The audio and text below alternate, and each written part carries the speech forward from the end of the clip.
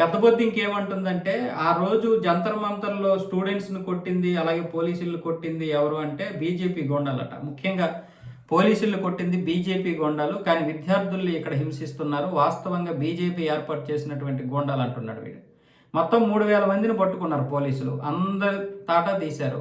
అందరి అడ్రస్‌లు పట్టుకున్నారు. అందులో 1000 మంది క్రిమినల్స్ దొరికారు. 1800 మందిలో 1400 మంది రౌడీలే ఉన్నారు. వాళ్ళ యొక్క లిస్ట్ కూడా ఉంది. మరి వాళ్ళెవరు? ఈ క్రిమినల్స్ ఎవరు? పోలీసులైతే నిజంగా ఈ బీజేపీ రౌడీలు, గూండాలైతే పోలీసులు విడుదల చేసేయాలి కదా! వదిలేయాలి కదా! మరి వీళ్ళ మీద దాడి చేసినటువంటి ఆ 1400 మంది ఎవరు? ఈ క్రిమినల్స్ ఎవరు? నీ కోసం సపోర్ట్ చేసడానికి వచ్చినటువంటి వాళ్ళందరూ నువ్వు తీసుకొచ్చినట్లే లెక్క. అంటే నువ్వే పిలిచావా ఈ క్రిమినల్స్‌ని? ఆ రోజు విద్యార్థులు పోలీసులు కొట్టడం స్పష్టంగా కనిపించింది. పోలీసులు కూడా విద్యార్థులు కొట్టారు.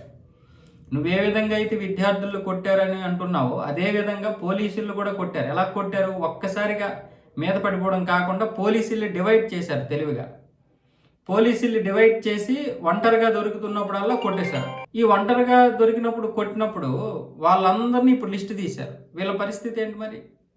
ఇప్పుడు గూండాలు, రౌడీలు నువ్వు అన్నావు కదా! వాళ్ళందరి లిస్ట్ ఇప్పుడు పోలీసుల దగ్గర ఉంది.